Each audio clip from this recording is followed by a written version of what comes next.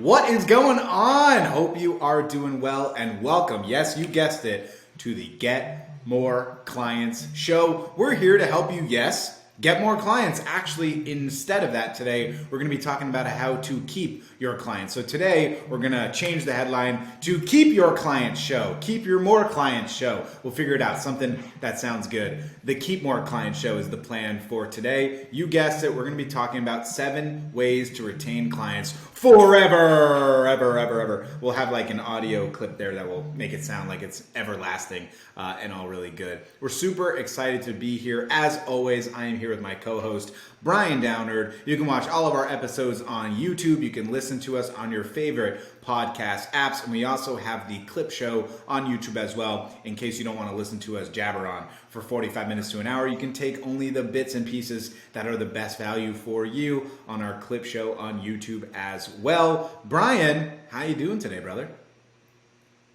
I'm doing great. I'm running out of fingers to throw up at the beginning of the show because we're at episode number 10. So I'm out. I'm gonna have to start using my toes here, but I'm excited today. Like you said, talk about retention, so you can stack that revenue, not just replace it. Very important concept here, and keeping clients, in my opinion, is just as important, if maybe not even more important, than acquiring new ones, because you keep your clients. You don't have to acquire as many to be profitable and grow your revenue long term. But we're gonna get into all the fun details today, so I'm very excited.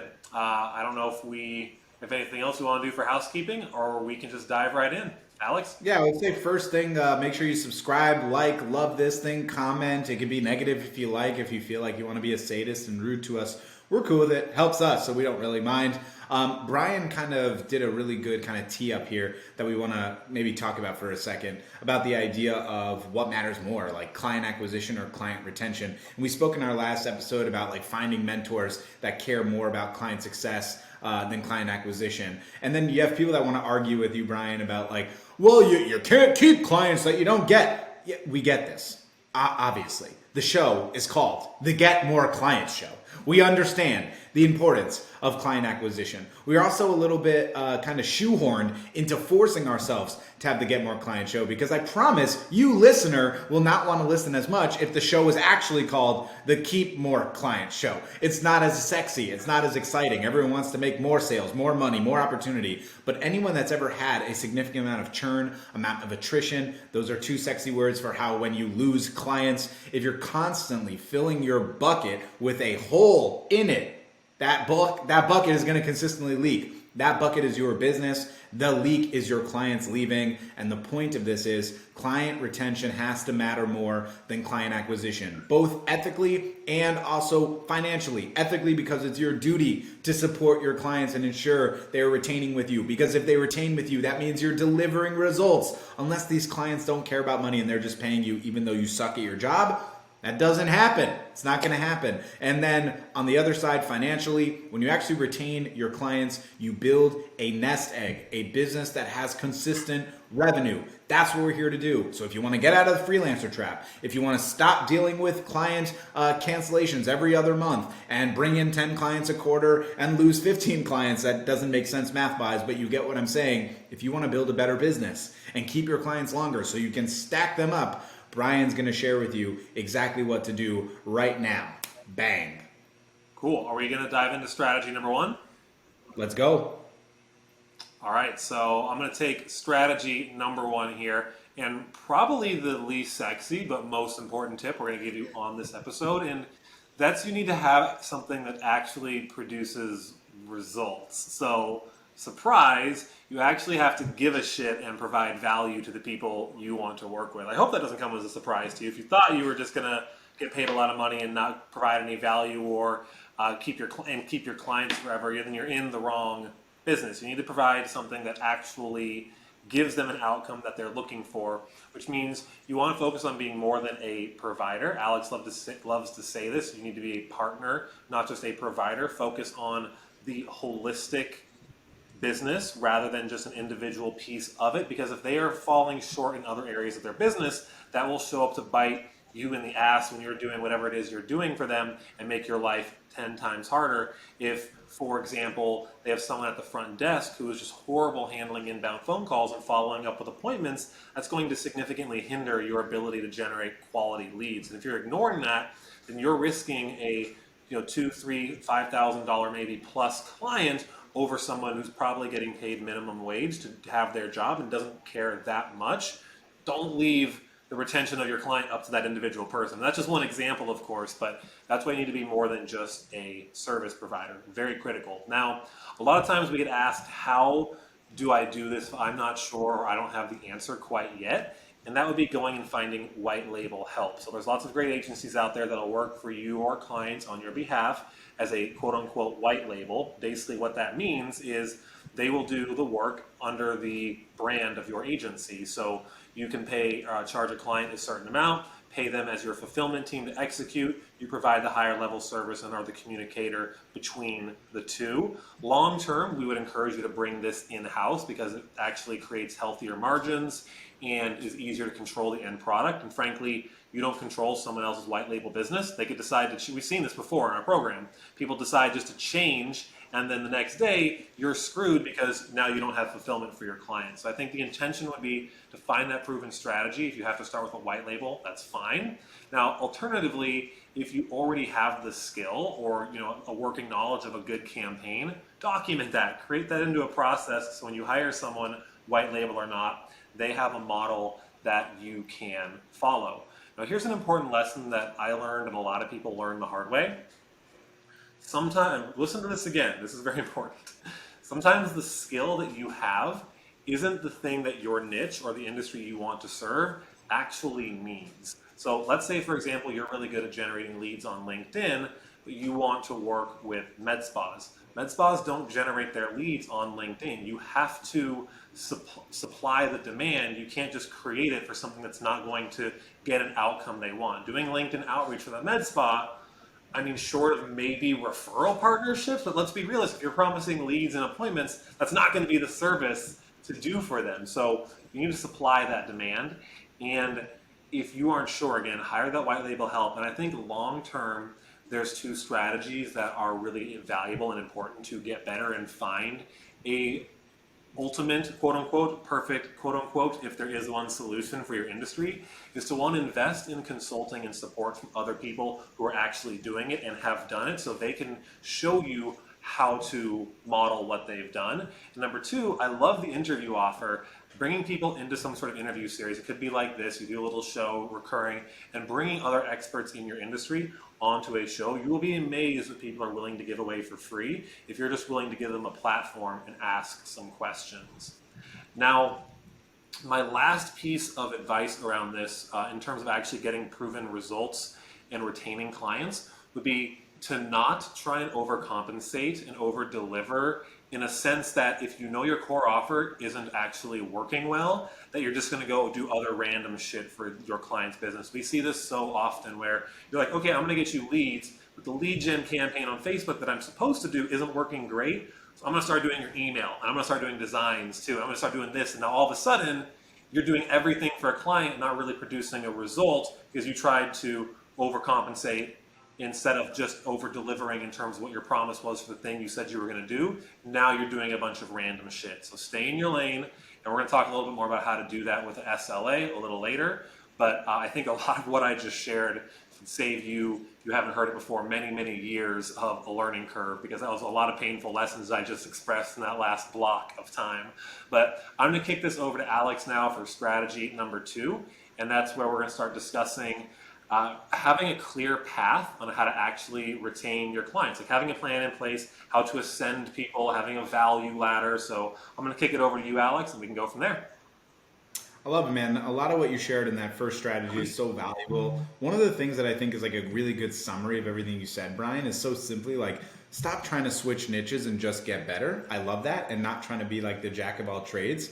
I love this idea, Brian, that we talk about with our clients of like this recipe versus like the result, and how we spoke about this a lot on the offer episode of the Get More Clients show about how necessary it is to have like a very specific result or transformational action that's going to happen when someone works with you. And people get so butthurt when you're like, why do you not want to work with me? I brought you 100 leads, when really like they just wanted 5 new clients, right? Because you never really understood what they want. So get better. Stop switching niches. Focus on a result. Stop trying to focus on the recipe. Stop focusing on the individual aspects. I feel like that's such a good summation of what Brian was saying there, and it's really valuable. I'm so glad we brought it up. Let's talk number 2 here, the value ladder with a clear path on how to actually retain or ascend people. Ascending meaning like going to that next stage.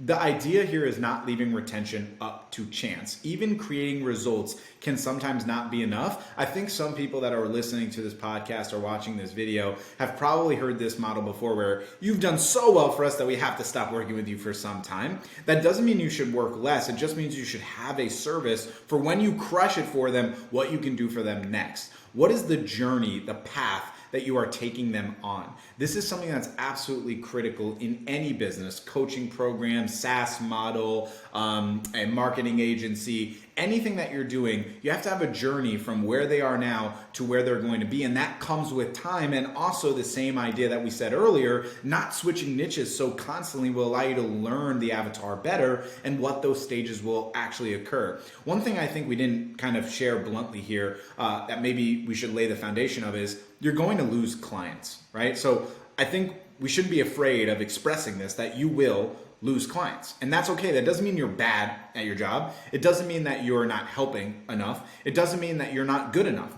It just means that it's an inherent natural part of business. You lose clients. Does it suck? Absolutely. In some cases, do you lose revenue significantly? Absolutely. In some cases, do you feel like you are at wit's end and you can't do it anymore?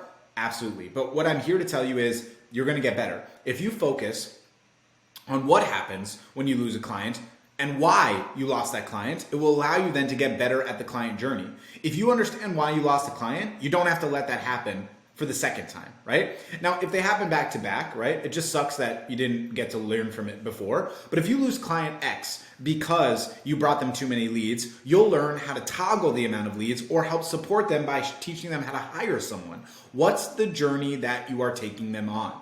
This is absolutely important because you have to remember that some things are out of your control when it comes to retention. But the more things that you can learn, the more things that you can take away from your clients, meaning feedback you're getting from them, understanding why they're continuing with you or why they're leaving, will allow you to consistently update and upgrade your client journey. The client journey is what Brian calls the infinite game, right? Brian has some of these really nice quirks that he brings up all the time that are really valuable mental models. One of them is the infinite game. My other favorite one is we get to do this, not we have to do this. Have this mindset when you're building the client journey that you get to do this. You get to be an expert for them. You get to serve them at the highest level. You get to be the person they come to serve and get support from. Plus, because of all this, you get to get paid a good amount of money, right? Really valuable. But the idea of the infinite game is feeling comfortable realizing the ups and downs, the roller coaster you're going to go with in this business is totally fine. There's things that will be out of your control and things that were in your control that you could have done retroactively to not lose this client,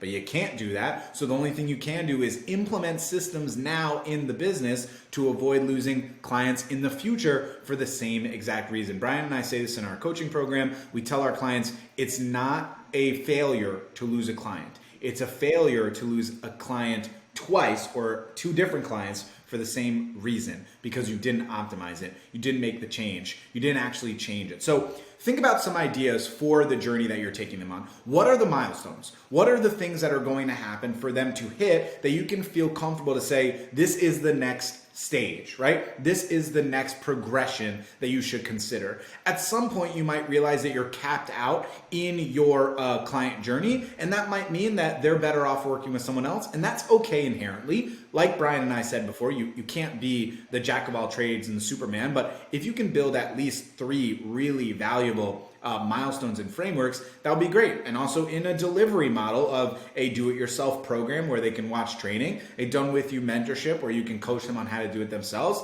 and most of you in the marketing side, done-for-you elements to execute. And Elements would be Facebook advertising on the minimum, Facebook advertising plus nurture emails in a CRM as the next level, Facebook advertising plus an ISA, an individual sales agent that will call on their behalf to book for them. These are helping ways to scale. You might realize that maybe you need to have a hiring training or a sales training. What are the journeys that you're taking them on? What are the things that you have control over to help and support them ongoing as you grow with them, right? You always want to start with one offer, but then ideally as you go along, you're completing the value ladder through your experience while you're building out this business, okay? And that's really important. It's important to understand the value of knowing the client journey and building milestones.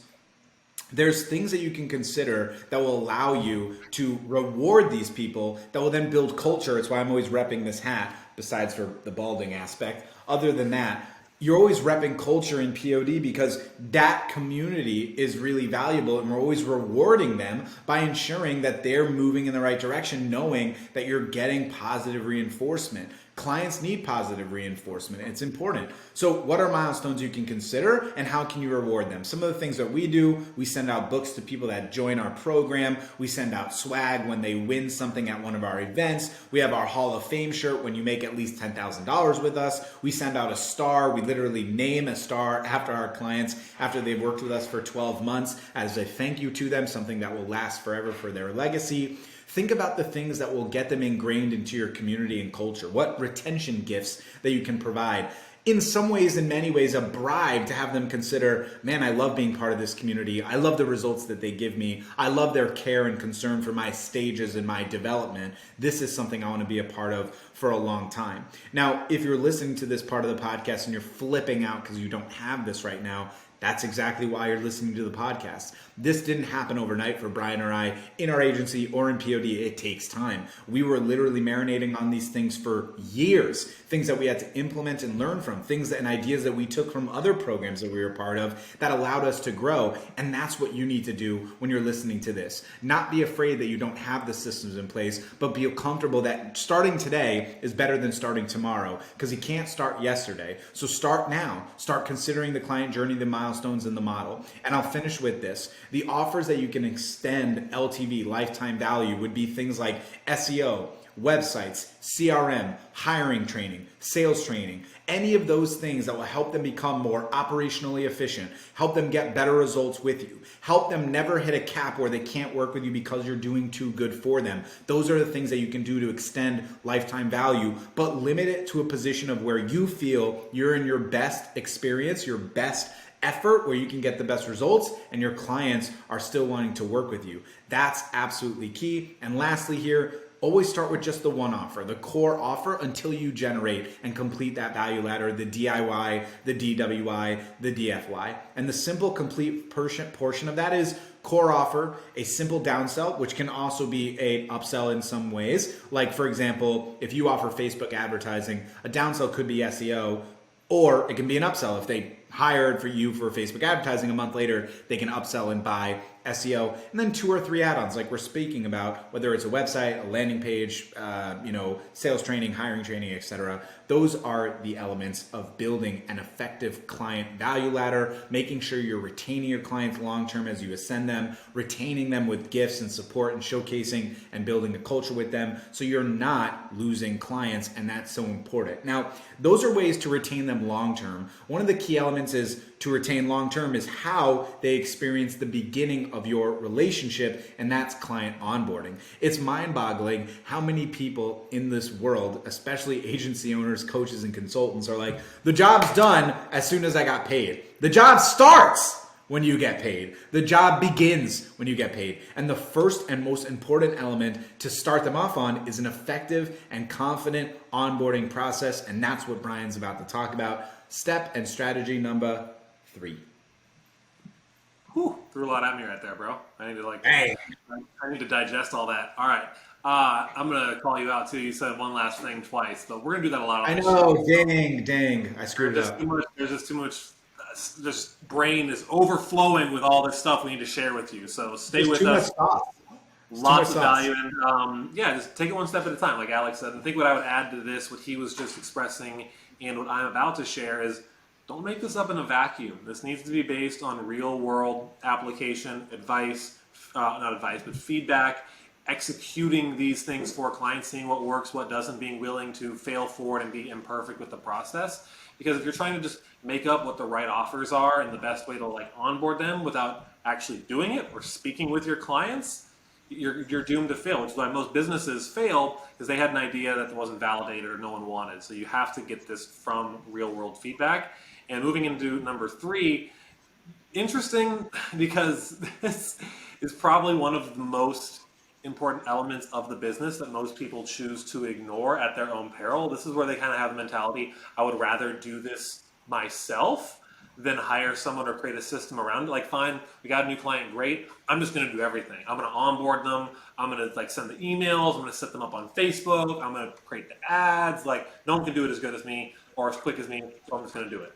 And that creates a significant glass ceiling because it handicaps your ability to onboard a lot of clients and takes away your time from actually working on the business. Again, we talk a lot about working on versus in the business and defining how you want to spend that time. These are tasks in the business that we strongly recommend you develop systems around. I'm going to kick it over to Alex for strategy number 4, for, in my opinion, the most important piece of this process. But we'll talk about that in just a minute. So a little teaser for you to hang out here a little bit with us, and we'll get to that. But here are the elements you need for effective client onboarding and the actual communication systems to stay in touch with them, but not let them abuse your time either. So the very first thing would actually be a communication schedule. What does, like Alex was just expressing, the journey not only long term, but in the initial stages when you're onboarding someone need to look like? What do you need to collect from them? What information do you need to source from them? Who needs to be on a phone call? All of these items, you're going to need to consider that, again, based on the campaigns you're running, the services you're providing. What do you need from the client? Now, we were just actually talking about this on today's workshop in our program, which is a great timing. I want you to create a list of all of the things you need from a client or need to give to a new client, so access to certain things, information, resources, and then categorize them based on what can be automated and what can't. And then now you can start to create an SOP or a system around these things. So some of my favorite things that can be automated that are pretty straightforward are, once you can use a great tool we like to recommend on the show called Go High Level. And basically it's something called a snapshot, which is essentially a template of an already created campaign or process or system or multiple campaigns and systems. So if you already have something for a current client that's working, instead of recreating that from scratch, you can have a system where you basically duplicate that and put it into the process. Another really obvious, easy thing to automate is the initial onboarding emails and the initial communication of letting them know, here's the resources you need, here's what's going to happen next, here's where we book our kickoff call. So figuring out what parts of the communication need to be automated versus need to be manual and when they happen. Now, for calls that you actually need to do with a client, things that aren't done automatically or through a system, I would have a call agenda as well. So what is your call agenda for a kickoff call, for a client check-in call, for a reporting call, for an extension call? One of our favorites is the red, green, yellow audit call, where you essentially make a determination, and you should know this before the call going in, whether the client is green, in good standing, yellow, at risk of leaving, or red, pretty much out the door. And you make this assessment to, one, if they're red or yellow, get that feedback on how to get better and improve, or if they're green, now there's an opportunity for referrals, testimonials, upsells. So I would strongly recommend you integrate this type of call into your business where you're going to get them to acknowledge the value you've provided, so now you can set yourself up to get those things and not just leave it to chance that they'll do them for you. So if, Alex likes to use the analogy, a squeaky wheel gets oil, so you have to ask these things. Ask if they, what else they need, how you can add on services, how you can be referred, how you can better provide for them. If you're not asking and you're making it up, you're avoiding your clients and trying to like just hide behind your computer, you're not going to be in this for long. You're not going to retain them, what we're trying to do here. The next thing I would highly recommend you have in place is some sort of reporting system. Again, Go High Level is a great tool for this because it can give them a nice overview of the leads in their pipeline, the value of those leads, where they are in the pipeline. So one of my favorite reporting tools for sure. Of course, if you're using other platforms like Google or you're doing SEO, Google Analytics is a fantastic tool. There's a lot of tools out there. I don't really care which one you use, it's more about how you use it. We like to teach that here as well. But just make sure you have something that's easily translated back to a client in terms of a report and giving them the KPIs that were promised. So if you're actually booking them appointments, how do you have that meeting? What's the agenda for that call to show them and report back to them on the results you've been creating? I would have SOPs detailed around everything I just talked about, and something that is optional, not a requirement, but helpful long-term would be onboarding videos. So giving them in the onboarding process some things to go through to set up their expectations, automate, and say some of the things that you would have to say or a project manager would have to say on a kickoff call, but get that already off of your plate and done on those videos. And even trainings, like Alex was saying, that add more value and address bottlenecks you know they're going to have, like them following up with leads and appointments, how they convert leads into sales, etc., giving them resources to get better. So that was kind of a laundry list of some of those resources. Not as sexy, and a lot of people ignore this, but again, with these systems, you can start to hire and delegate this to a project manager who can significantly free up your time in the business. Excellent So stuff. what I want to do next, I think while Alex is deep in thought about what he wants to share with you, is kick it over to him to discuss what I didn't cover in this, but last strategy, because I think it was so important to have by itself, which is a service level agreement. So Alex, why don't you tell us what a service level agreement is? I love this. Yeah, service level agreement is so important. If you recall in the last episode, we spoke really a lot about the importance of expectation setting with hiring and managing team members. It's funny, someone commented on the post, Brian, that we did about it, and they were like, I've struggled with this before, where I asked someone, what do they want to hire? And they're like, I want someone to do everything. And they're like, you can't find someone to do everything, and even if you could, you wouldn't be able to pay them everything. And that's the same thing that happens when people are purchasing from you. They expect you to be like this savior, this Superman, the one that provides them everything, especially the lower ticket costs. I'm sure you guys have seen this meme going around. $500 client, this is my last $500. I need you to change my life, and blah blah blah. $5,000 client, cool, send me the invoice, right? Like that's this meme that's happening right now. But there's this idea behind having clarity as to what the person actually purchased is so important. A lot of people purchase things based on an emotional feeling, but not actually on knowing exactly what's being provided. So I'll give you an amazing example that Brian, I don't think expects, but it's pretty interesting and will allow me to share how valuable the SLA is. When I started Prospecting on Demand, it was just an $1,000 course, a $997 course. And in about a year, I can't remember the exact number, but I think we had about 150 people purchase the course for $1,000. At the end of the year, I looked at how many people had even opened the course one time.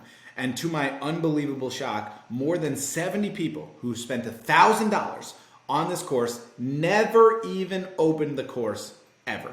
And I couldn't believe it. I was thinking, are these just the dumbest people ever? Like, who has $1,000 to just throw out to not ever even look at it? And this is in 2016. And I couldn't fathom it.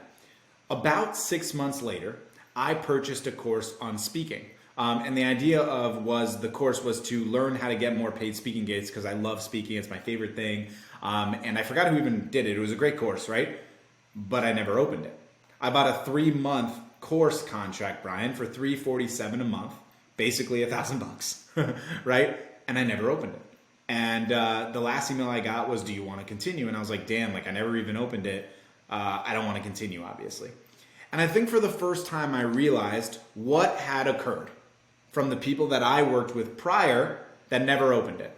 What happened was I watched this webinar and I got attracted to the idea of the result that this webinar was talking about, so much so that I emotionally purchased the course, not thinking about how much time was required, not thinking what the course was going to give me, just thinking about the result. And this is obviously valuable because we've spoken about importance of results, and we shared it on this podcast and the previous ones we've done. But it's valuable to consider what's happening with your clients. They might not be watching a webinar, but when they're talking to you one-on-one and you're such a powerful salesperson as you are, I know you are, right? They're emotionally attached to who you are and the result that you're providing them, but they might have forgotten the fine nitty-gritty details. And when they lose the fine nitty-gritty details, this is how we create what we call a PITA client. Now, you might like pita with some hummus, and you might like it when you're eating, but you definitely don't want a pita client because that's a pain in the ass client.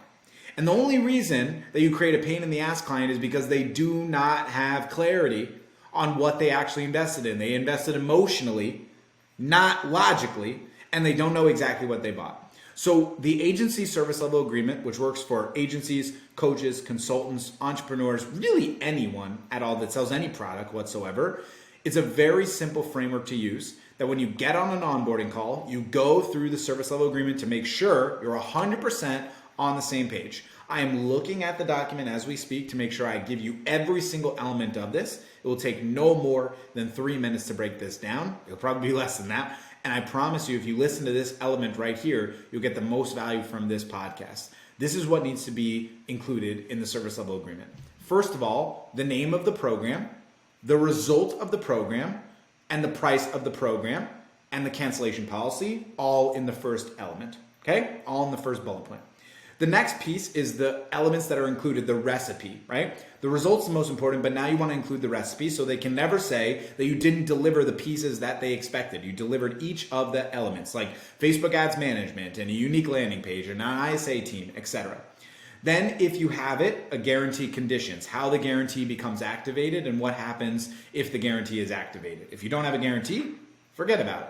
The next thing is making sure that they have clarity on what their commitment is to the lead follow-up. If you're doing it all done for them, then it wouldn't be there. If you aren't doing it for them, they need to have it clarified that they have to follow up. Then you would know how communication works, where you want them to communicate. I know a lot of people watching this have probably had an experience where someone has your personal cell phone, and then another client reaches on you on WhatsApp, and then you got clients on Slack, and then you got email, and it's all over the place in a mess. This is how you conduct your business in a more efficient way by telling them exactly how they should communicate with you, what is and what is not allowed, and how soon they should expect a response. So if someone's freaking out about you not answering in an hour, but you show them in the SLA that you said it would be 24 hours, that gives you the upper hand because they're verbally agreeing to it on a recorded call, or better yet, signing it, okay?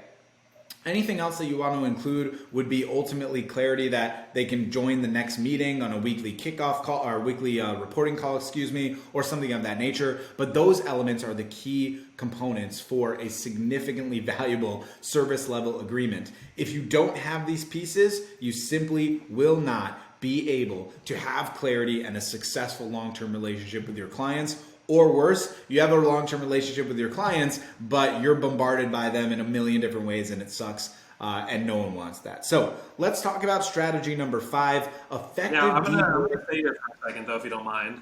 My apologies. It's so funny because we just had our systems workshop today and the same exact thing came up where 2 different people were saying, I need to streamline communication channels for my clients because I'm getting WhatsApp messages, I'm getting Facebook Messenger, I'm getting calls, I'm getting text messages. And I was sharing my thoughts on how to simplify it. And there's really 3 options. You need to either create an email that is a single place like support@yourbusiness.com where they will send requests and get responses, a ticketing system, or a Slack-like communication channel where it's just one place where you communicate. And you have to be able and willing to draw the line and tell them, no, you can't communicate with me over text, phone calls, etc. I would say the exception here is when the client is being either an emergency, quote unquote, situation. If everything's an emergency, nothing's an emergency, or a client's kind of ghosting you and you're worried about the retention there. That would be when you kind of go outside of that. Reach out personally. We do that all the time in our program.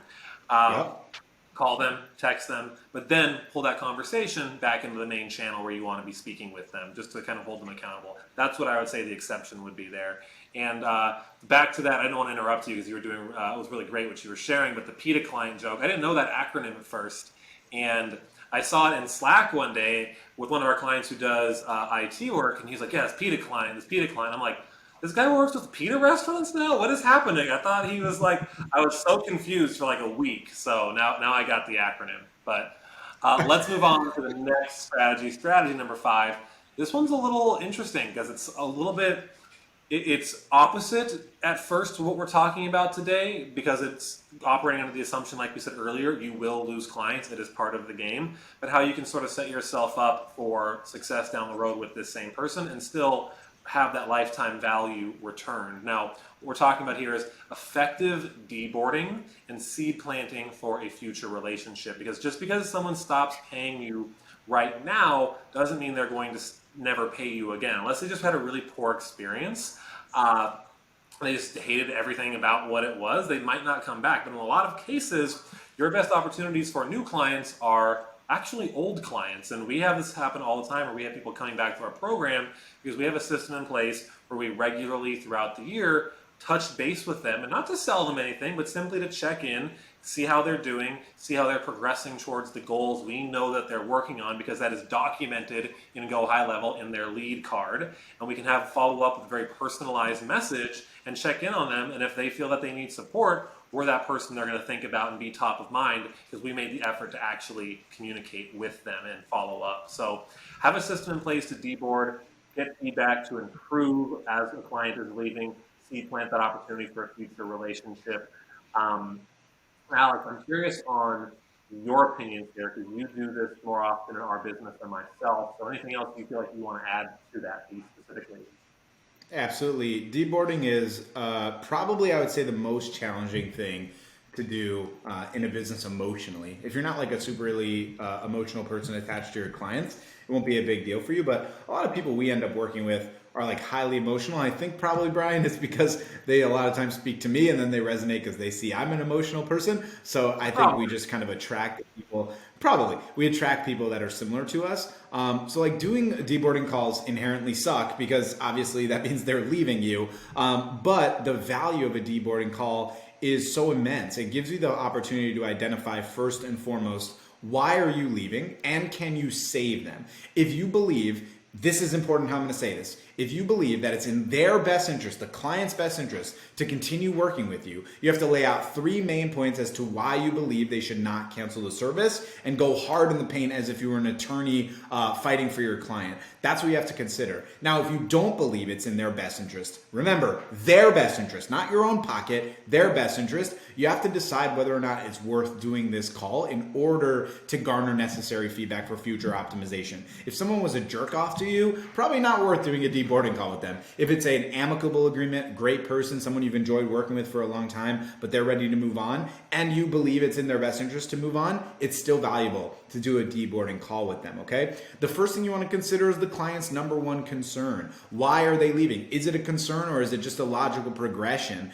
If you can fight that concern and overcome it like an objection in a sales call, do it, right? And then also consider, was the concern expected or were their expectations far off? Remember, their expectations shouldn't be far off if you have, yes, you guessed it, the service level agreement we just spoke about. So did they need more time? Did they need more volume? Were they upset about a certain type of way that they were portrayed? Were they upset about communication? What was it that was missing the mark? And that's really important overall. Now, let's just say for the sake of this, they're going to leave and it's worth for them to leave. What's the importance of actually doing this call? Number one, taking ownership, not projecting blame. I've shared this story before. I'll just share it really quick one more time. The first thing Brian ever said when he started working with us in POD on a client success call, I was bitching and complaining about some client doing something or not doing something probably. And Brian said, why don't we not blame anyone? Instead, take ownership, even if it's their fault. And Brian calls this radical or extreme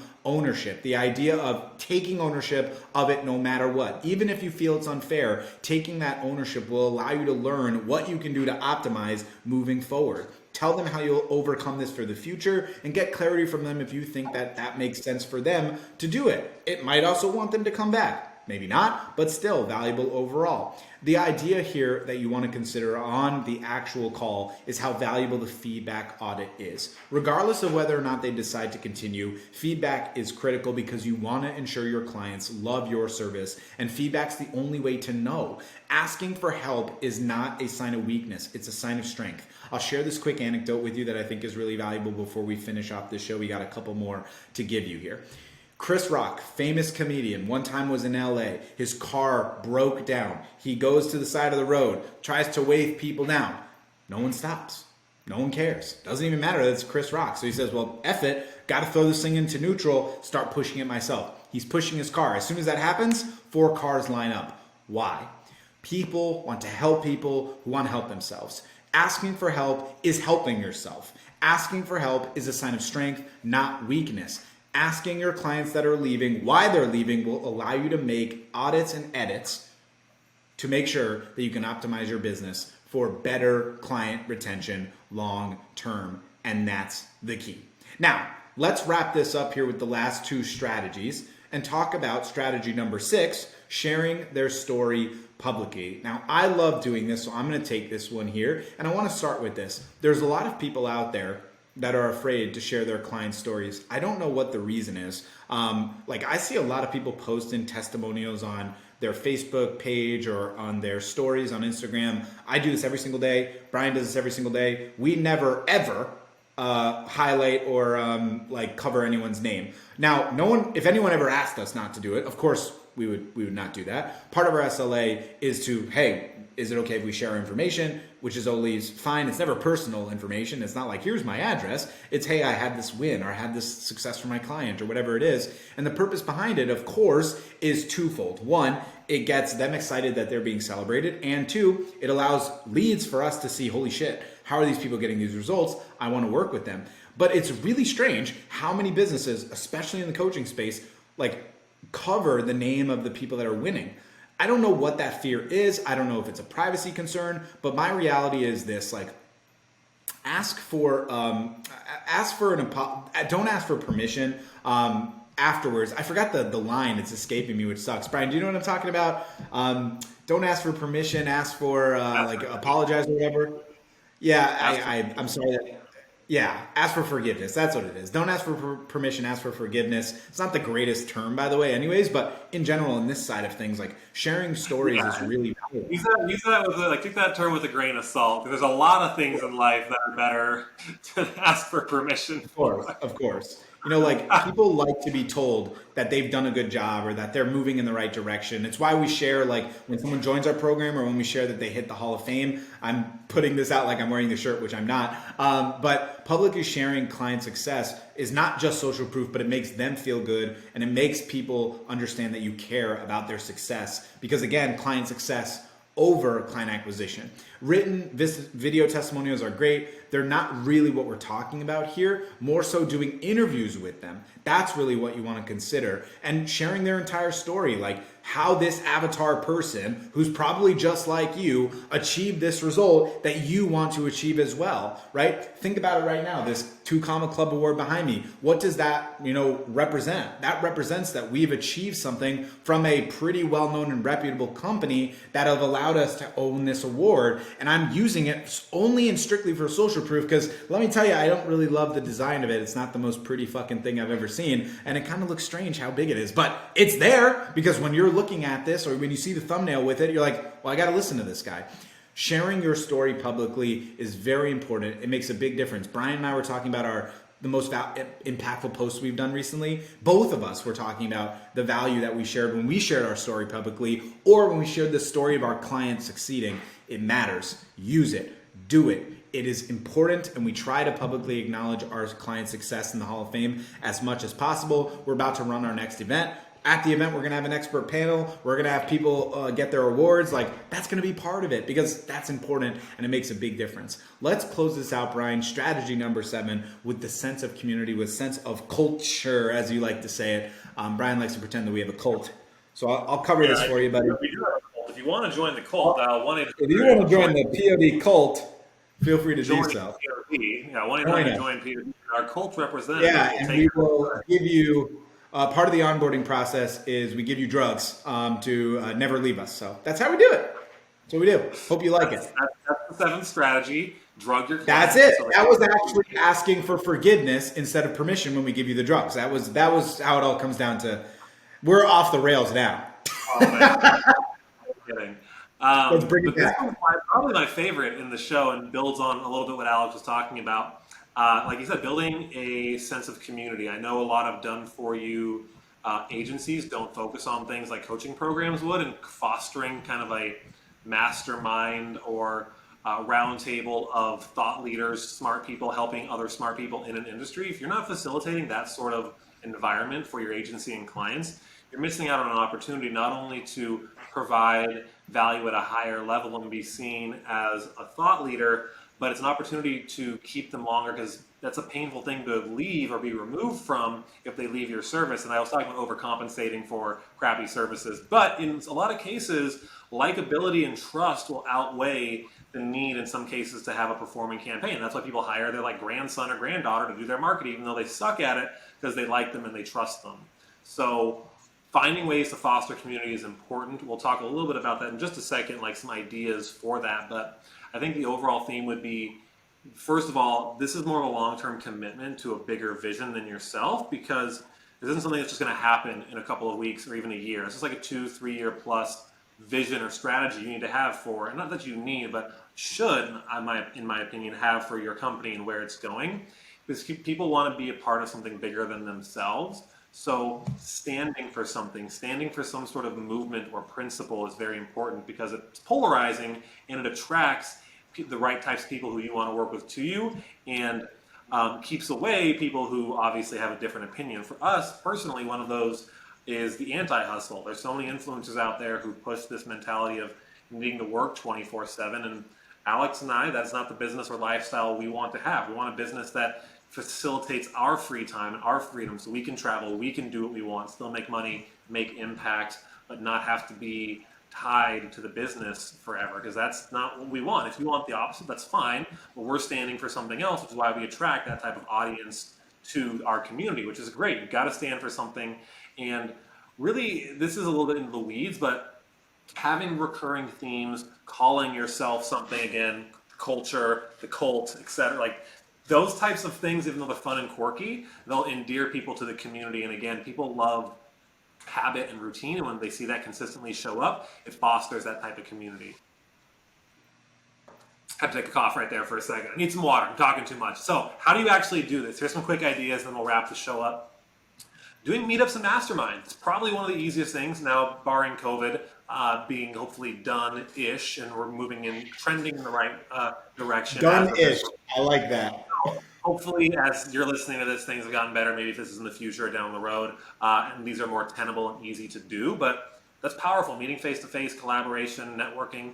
People not only eat that shit up, but it truly is impactful on an emotional, intellectual, and spiritual level in a lot of ways. That's hard to describe unless you actually do it, and really facilitates a real sense of community.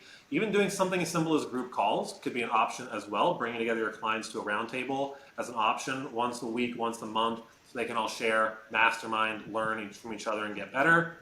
Could be as simple as doing a Facebook group or a Slack community where they can ask and answer questions. But again, you being the leader of that, facilitating the group and leading the conversation will long-term create a lot of thought leadership and attract people to you.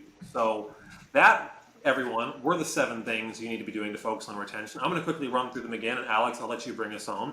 Number 1, proven strategy to actually get results. Number 2 is a plan to retain people and a value ladder to facilitate that. Number 3 is processes and systems for onboarding and communication and reporting. Needing to have a service level agreement was number 4. Effective deboarding and seed planting for future relationship was number 5.